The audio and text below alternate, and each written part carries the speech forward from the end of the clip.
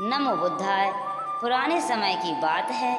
आलस से परेशान एक व्यक्ति गौतम बुद्ध के पास आकर कहता है, बुद्ध, मेरे अंदर बहुत आलस्य है और इसकी वजह से मैं अपने जीवन में वह सब कुछ नहीं कर पा रहा हूँ जो मैं करना चाहता हूँ। इस आलस्य ने मुझे बहुत परेशान कर रखा है। इस विकार की वजह से मैं अपने जीवन में उन्नति नहीं कर पा रहा हूँ। कृपया आप मुझे इस आलस्य से छुटकारा पाने का कोई सटीक मार्ग बताएं। उसे व्यक्ति की बातें सुन गौतम बुद्ध मुस्कुराते हैं और उस आलसी व्यक्ति से पूछते हैं, तुम्हें कैसे पता कि तुम्हारे अंदर आलस्य है? इस पर उस व्यक्ति ने कहा, बुद्ध, केवल मैं ही नहीं बल्कि मेरा पूरा परिवार मुझे आलसी कहता है। बुद्ध ने पूछा, क्या तुम मुझे इस बात का प्रमाण दे सकते हो? उस व्यक्ति ने कहा, अवश्य बुद्ध, मैं दे सकता हूँ। फिर उसने आगे कहा, बुद्ध, मैं यह अच्छी तरह से जानता हूँ कि सुबह जल्दी उठना मेरे स्वास्थ्य और मेरे मन के दोनों के लिए ही अच्छा है, लाभकारी है। लेकिन मेरा आलस मुझे सुबह जल्दी उठने ही नहीं देता। बुद्ध ने कहा, अच्छा, परंतु क्या तुम्हें पता है कि आलस्य आखिर होता क्या है? उस व्यक्ति ने कहा, बुद्ध, मुझे यह तो नहीं मालूम कि आलस्य होता क्या है, लेकिन है जो कुछ भी है बहुत बड़ा है। बुद्ध ने कहा, आलस्य एक मानसिक अवस्था है, एक भाव है, एक विचार है जिसे जाने अनजाने में हम खुद ही अपने अंदर पैदा करते हैं। आलस्य व्यक्ति ने, जो आलसी व्यक्ति था, वह आलसी व्यक्ति ने कहा, परंतु वो कैसे बुद्ध? बुद्ध ने कहा, पहले तो तुम यह समझो कि हमारे अंदर आलस्य दो कर्म से पैदा होता है। पहला कारण शारीरिक है और दूसरा कारण मानसिक है। आलस गलत भोजन ग्रहण करने से होता है। जब हम कोई ऐसा भोजन ग्रहण करते हैं जिसमें खुद कोई जीव नहीं है, तो यह भोजन हमारे शरीर के लिए बोझ बन जाता है और फिर यह हमारे अंदर आलस्य पैदा करता है, क्योंकि हमारा शरीर भोजन से मिलने वाली ऊर्जा के सहारे चला है और फिर हम इसे जैसा भोजन देते हैं वैसी ही ऊर्जा हमारे शरीर को भी प्राप्त होती है। इसलिए यदि तुम आलस्य से बचना चाहते हो तो आसानी से बचने वाले और सीधे प्रकृति से प्राप्त होने वाले की चीज़ों को अपने खान पान में शामिल करो।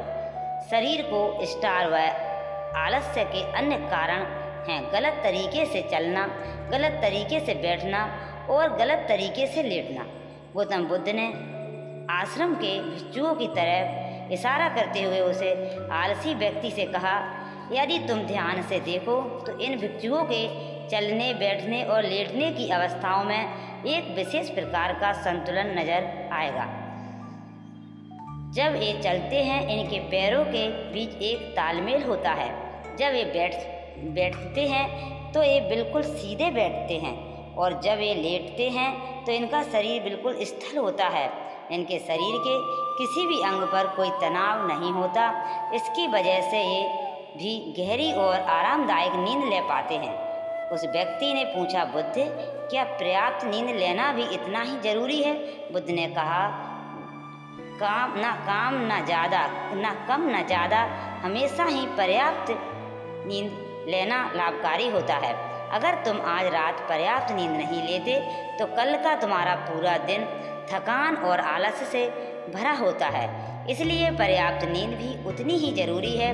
बुद्ध आगे कहते हैं, शरीर के साथ आलस्य का तीसरा कारण क्या है? सुबह जल्दी ना उठना। और व्यक्ति सुबह जल्दी तब उठ पाता है जब वो रात को जल्दी सो जाए। रात को जल्दी सोने का एक निश्चित समय निर्धारित करना बहुत ज़रूरी है। यदि तुम इसका अभ्यास करोगे तो यह तुम्हारे आदत में शामिल हो जाएगा और फिर हम देखेंगे कि बिना किसी तकलीफ के तुम्हारी आंखें अपने आप ही सुबह खुल जाएंगी। याद रखो, जीवन में अनुशासन का बहुत महत्व है। बिना इसके जीवन में कुछ भी हासिल नहीं किया जा सकता। पर कुछ लोग इस अनुशासन को एक बोझ की तरह समझते हैं, एक बंधन की तरह समझते हैं। परंतु सच्चाई यह है कि अनुशासन हमें स्वतंत्र करता है, आज़ादी देता है। इसलिए यदि शारीरिक स्वास्थ्य पर आलस्य से छुटकारा पाना चाहते हो तो अपने आप को अनुशासन में ढालो। उस व्यक्ति ने कहा, परंतु बुद्ध, इसकी शुरुआत कैसे करें? बुद्ध ने कहा, जब जागो तभी सवेरा। शुरुआत अभी से करो। जो भी कार्य तुम कर रहे हो उसे पूरे ध्यान से करो। बुद्ध ने आगे कहा, मन को स्टार पर गलत धारणाएं, मन के ऊपर एक गलत धारणाएं हमें आलसी बनाती हैं। जब हम खुद को किसी चीज़ के काबिल नहीं समझते तब हमारे भीतर आलस्य पैदा होता है। अगर हमारे मन में यह विश्वास कर लिया, हमारे मन को यह विश्वास कर लिया जाए कि मैं तो कुछ भी हो जाए यह काम नहीं कर पाऊंगा, तो उस काम को करने में हमें आलस आएगा। इसलिए मानसिक से अपने मन से बचाने के लिए सबसे पहले खुद पर विश्वास करना सीखो।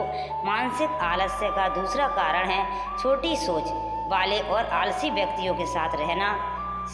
कई बार ऐसा होता है कि हम खुद आलस्य नहीं होते, हम खुद आलसी नहीं होते, पर कुछ आलसी और कामचोर लोगों के साथ रहकर हम खुद भी वैसे ही बन जाते हैं। इसलिए सबसे पहले आलसी लोगों की संगति करना त्यागो। मानसिक आलसी का तीसरा कारण है कम को तलने की आदत, अपने आप को कम तोलने की आदत।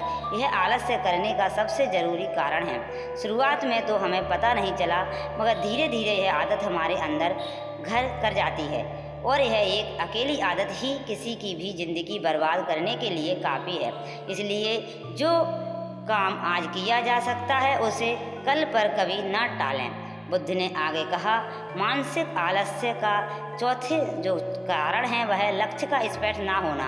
सोचो कि तुम एक विशाल बहुत प्यास लगी है, तुम एक जगह में हो, वहाँ बहुत प्यास लगी है तुमको, तब तुम क्या करोगे? उस व्यक्ति ने कहा, मैं पानी की तलाश करूँगा, मैं कोशिश करूँगा कि जल्द से जल्द किसी के पास से गांव में पहुँच जाऊँ। और फिर बुद्ध ने पूछा, यदि बहुत कोशिश करने के बाद भी तुम्हें पानी ना मिले तो उस व्यक्ति ने कहा, मैं अपने आखिरी दम तक प्रयास करता रहूँगा, क्योंकि मेरे पास दूसरा कोई विकल्प नहीं होगा। बुद्ध ने मुस्कुराते हुए कहा, इंसान को आलस्य तभी घिरता है जब उसके पास कोई स्पष्ट लक्ष्य ना हो या फिर उसके समक्ष बहुत से विकल्प उपलब्ध हों। इसलिए लक्ष्य का निश्चित होना बहुत आवश्यक है। अगर तुम सुबह उठकर व्यायाम नहीं कर पा रहे हो तो उसका कारण तुम्हारी नज़र का स्पष्ट ना होना। अगर तुम भविष्य में होने वाले रोग और उन लोगों से होने वाली तकलीफ को स्पष्ट रूप से महसूस नहीं कर पा रहे हो तो तुम्हें आलस्य होगा ही। बुद्ध ने आगे कहा, मानसिक आलस्य का पांचवा जो चरण है, किसी से काम करने की कोई ज़रूरी वजह ना होना। मन लो कि तुम अनमोल गहने लेकर इंसान रास्ते में गुजर रहा हो, तुम चलते चलते बहुत थक चुके हो और तुम्हारा बैठने का मन कर रहा हो और तुम एक विशाल से वृक्ष के नीचे आराम करने के लिए बैठ जाते हो, तो तभी तुमने देखा कि दूर से कुछ चोर तुम्हारी तरफ चले आ रहे हो। तो क्या ऐसी स्थिति में तुम्हारा आलस्य तुम्हें भागने से रोक सकेगा? कभी नहीं। इसलिए इस बात को समझो कि तुम्हारा आलस्य केवल तुम्हें वही काम को करने से रोक सकता है जिन्हें करने की तुम्हारे पास कोई ज़रूरी वजह नहीं है। वो व्यक्ति कहता है, आपका बहुत बहुत धन्यवाद बुद्ध, अब से मुझे आलस्य का सारा खेल समझ आ गया।